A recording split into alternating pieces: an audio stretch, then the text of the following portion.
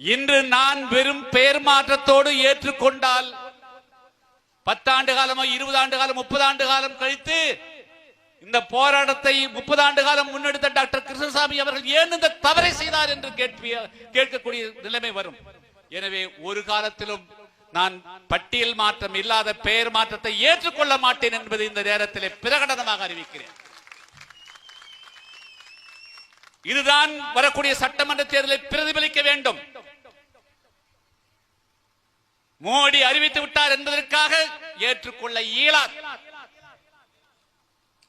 எங்களுக்கு என்ன தேவை என்பதை நாங்கள் தான் முடிவு செய்ய வேண்டும். இதை தெரிந்து கொள்ள வேண்டியவர்கள், புரிந்து கொள்ள வேண்டியவர்கள் சரியாக புரிந்து கொள்ள வேண்டும். நான் இன்னும் 30 ஆண்டு காலத்துக்கு கடைசி மூச்சு இருக்கின்ற வரையிலும் இதற்காக பாடுபடுவதை ஒரு காலத்திலும் சமரசம் செய்து கொள்ள மாட்டேன் என்பதை தெளிவுபடுத்த விரும்புகிறேன்.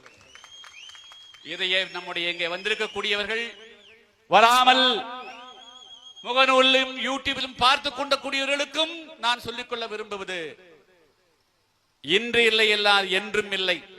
எனவே பட்டியல் வெளியேற்றுமை எமது உயிர் மூச்சு, அதுதான் இந்த சமுதாயத்துக்கான விடுதலை என்பதை நான் பிரகடனப்படுத்த கடமைப்பட்டிருக்கிறேன். அதுக்கு நம்முடைய தாய்மார்கள், பெரியோர்கள் உங்களை ஆயத்தப்படுத்திக்கணும். மோடி பேரை கொடுத்துட்டாருன்னா பேரு கொடுத்து என்ன செய்ய போற? அந்த பேரை வச்சு என்ன செய்ய முடியும்? ஷெட்யூல்டு காஸ்ட் என்ற பட்டியல் வெளியேறினால் மட்டும்தான் அந்த பெயருக்கு மரியாதை வரும். இல்லைன்னா பெயருக்கு மரியாதை வராது. எவ்வளவோ 1972 படிக்கிற போது என்ன அம்பேத்கர் ஒரு மேதையாக இருக்கக்கூடியவர், அவர் ஏன் காந்திக்காக விட்டு கொடுத்தார்? அவர் செப்பரேட் எலெக்டேட்டை வச்சிருந்தார்னா ஒரு ஆண் மகனை சட்டமன்ற உறுப்பினருக்கு அனுப்பலாம், நாடாளுமன்றத்துக்கு அனுப்பலாம். தமிழ்நாட்டில் 7 நாடாளுமன்ற உறுப்பினர்கள், 2 பேர் தேவேந்திரோட சமுதாயத்தை சேர்ந்த தென்காசியில் ஒருத்தன் ஜெயிச்சிருக்கிறான், அதே போல நாகப்பட்டினம் ஒருத்தன்.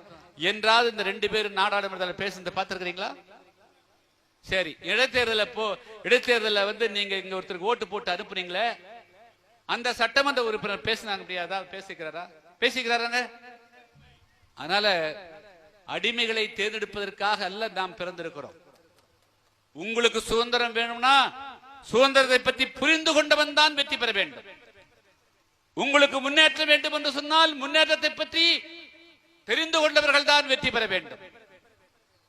பல சமுதாயங்கள் கண் முன்னாலே அவர்கள் வளர்ச்சி அடைந்திருக்கிறார்கள் என்று சொன்னால் அவர்களுக்கான குரல் சட்டமன்றத்திலே வலுவாக இருக்கிறது.